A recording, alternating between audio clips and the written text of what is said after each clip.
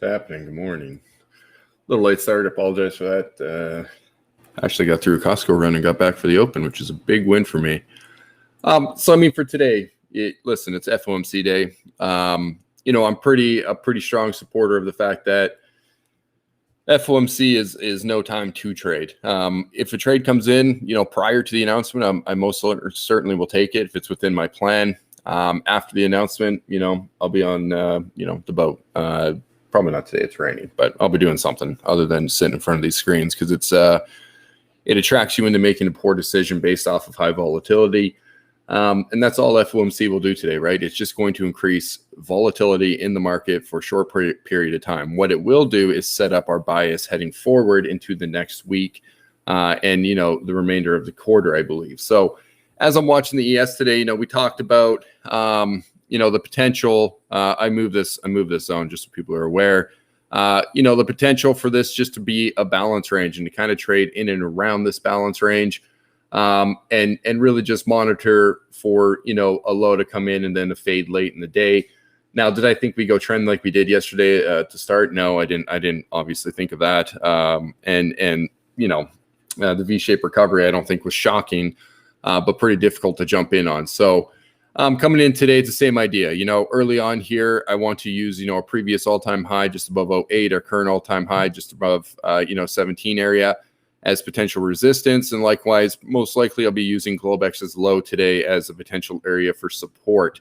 So that's kind of what I'm watching in ES. Again, if something comes in, I'll most likely take the trade, but I don't really see great opportunity. We talked yesterday about getting involved in the middle here and how it would be pretty dangerous. And you saw that in A, B, and C period yesterday where you had wide ranged 30-minute bars where it was quite choppy in a way.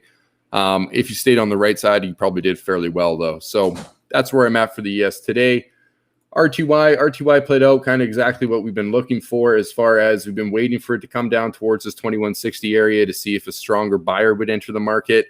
What RTY needs to do now is get above 2210 and accelerate. Now, is that going to happen prior to FOMC, after FOMC, tomorrow, the next day? Who knows?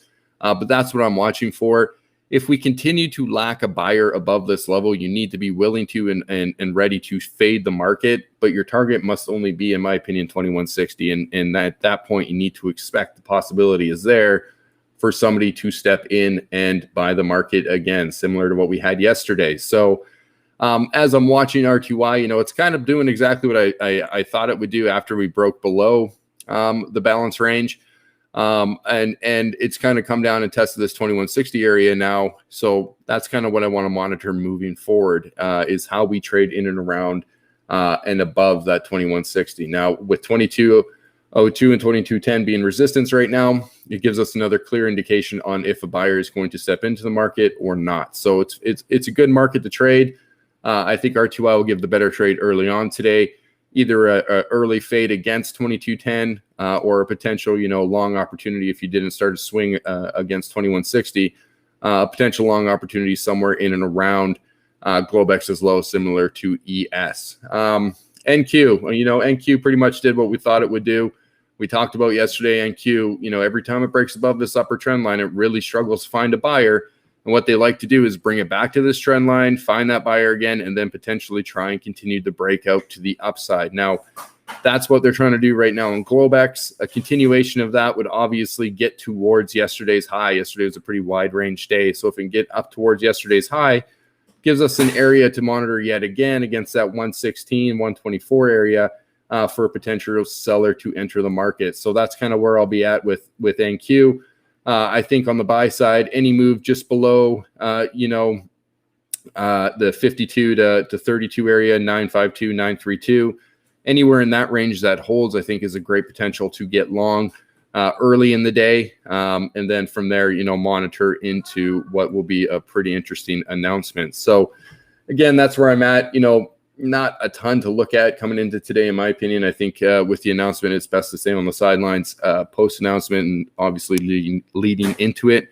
But if something does come into my plan in and around the levels that I've spoken about prior to the announcement, I will, obviously take the trade as it is and, live with the results. So hopefully you guys stay safe today, trade well, trade safe, and I will catch you guys again tomorrow morning when we'll most likely have a much different looking market, either way up, way down, or could just be strictly imbalanced depending on what is said today. Let's not kid ourselves. The Fed is most likely going to say what needs to be said to keep the market afloat, and if they don't, well, boy, oh boy, we have a long way to go on some very, very poor structures. So I will check you guys again. Please, if you do like these videos, first and foremost, I want to thank everybody who's been subscribing to my YouTube. I'm kind of blown away with how quickly I've been gaining, subscribers. I appreciate it. Hopefully you appreciate me putting this stuff out for you guys each and every day. If you do like the videos, these morning preps, please, send me a comment with any questions and hit that thumbs up button for me. And we'll continue to rock and roll with this. All right. Trade well, trade safe, and I will catch you guys again tomorrow morning.